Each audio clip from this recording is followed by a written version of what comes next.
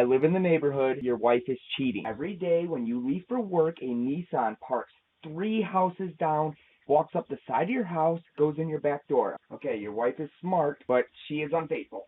I'm gonna walk this way, but I don't live this way. That's a good man right there. Sticking up for your fellow man. My man! You better fix my entire life, you little... Oh, this is so true. She expects the nice guy to make up for all of her past mistakes. Do not be this guy. Way too many guys fall for this trap. I don't like makeup. I'm against makeup. I don't think it's good for women, and I don't think they really need to be using it, honestly. Makeup is capitalizing on women's insecurities when it's something that they can easily fix. I think it takes away from a woman's natural beauty, and also it is so bad for you. Like, you think about how skin absorbs things. When you read the ingredients on a foundation bottle, what is in it? You can't even pronounce it. It's a bunch of crap that you're putting on your face. And that is in turn making your skin worse. So you have to keep buying more foundation to cover up what it's creating.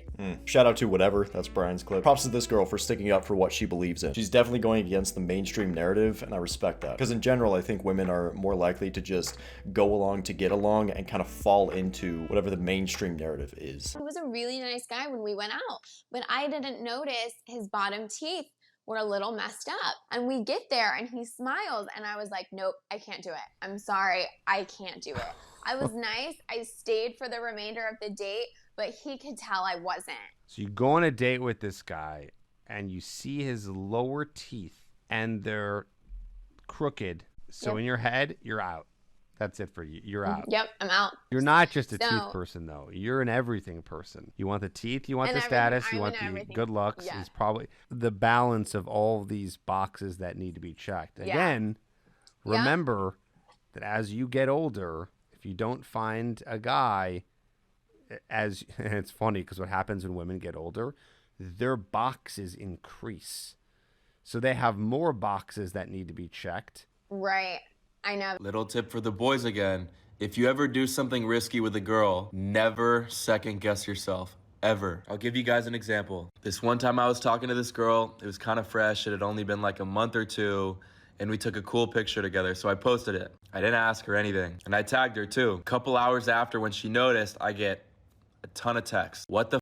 I didn't say you could post that. That's not chill. Instead of me going, I'm sorry, do you want me to delete it? I should have checked. I said, I don't give a f, too bad. And for 3 days, silence. I didn't hear a word from her. And I'll be honest, I was tripping a little bit. But I stood my ground, and on the 3rd day, she commented a heart eyes emoji on the picture, double snapped me, and triple texted me. Because she was like, he did it, can't take it back. It's either end this or keep it going. Never second guess yourself. This is a good example of holding frame. Do not bend, do not break. He did something semi-risky and she had an adverse reaction to it, but he stuck to his guns when it mattered the most. Didn't give in to her emotional BS. When she started to get emotional, ice time. Ice time. They say when a clown moves into a palace, he doesn't become king. The palace becomes a circus. Be careful who you invite into your home and who you give easy access to.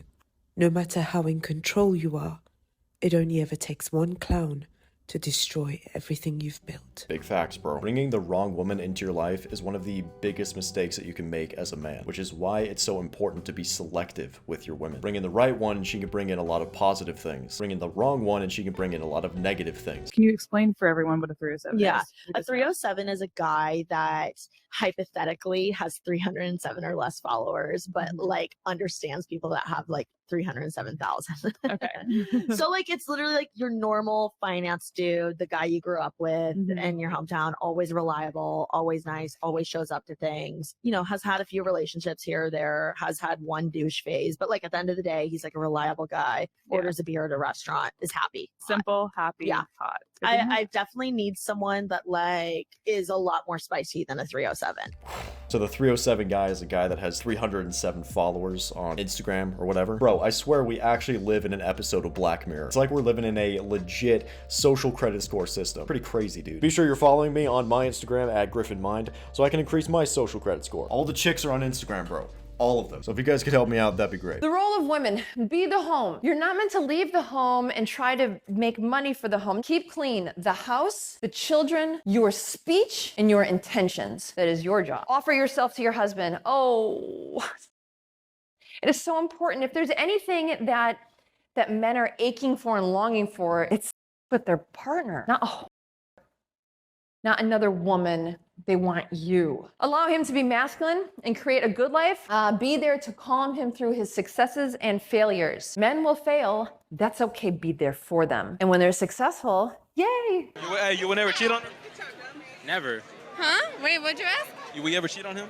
Yeah, I would, but he wouldn't. Whoa. What? Bruh, run away, dude. Run away. Turn into Usain Bolt. Naruto, run out of this. The fact that she is willing to say this out loud on camera, bro, it's already bad enough. Permanently belongs in the fun zone. Run, G. What's the worst date you've ever been on? I matched with this guy. He recommended that we go on a date to the Comedy Cellar. And I was like, well, let's meet at a bar before, get to chit chat for a little bit. I paid for the drinks there, which is totally fine. I am more than happy to split or pick up some of the tab. We end up waiting online at the Comedy Cellar. He had gotten the tickets and he was like, yeah, I'll pay for the rest of the night. Don't worry. And so we're waiting in line at the Comedy Cellar and he just turns his back towards me and just is smoking his e-cig for the 20-minute line that we're on. Clearly I know where the night's heading. I'm it probably can't get much worse. We're clearly not vibing. Yeah. We get into the basement of the Comedy Cellar.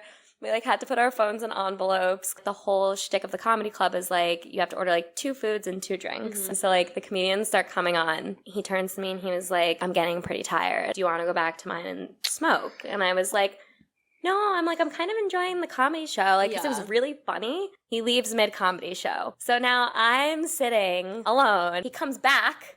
He goes, I forgot my phone. I ripped the envelope open, gave him back his phone, and he left. The show comes to an end. The bill comes. And, it's a hefty bill. He didn't pay for the tickets. He didn't pay for the drinks. He didn't pay for the food, which, in the beginning he said was covered. And I'm all right, I'll pay for this and figure it out later. You never spoke again? Never spoke again. Hold on. Replay that one bit. Did you guys catch that? To the Comedy Cellar. And I was like, well, let's meet at a bar before, get to chit chat for a little bit. Can we go to the bar before we go to the comedy club? This is a test of frame. Whether she knows she's doing it or not, she's challenging your leadership. She's trying to see if you'll change your plans for her. This is a pretty common and easy test of frame to deal with. All you say is, I'm busy beforehand. Trust me, the comedy club is gonna be really fun. That's it. She's on the date with you.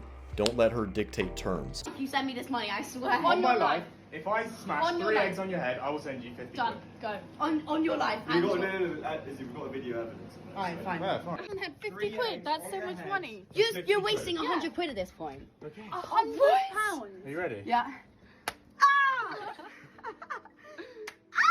Oh, you got it on me. Oh, it's only 2 eggs. He said if he smashes 3 on her head, then she gets some money. But 2? Okay, bro, that's evil. Mance is on demon time right now.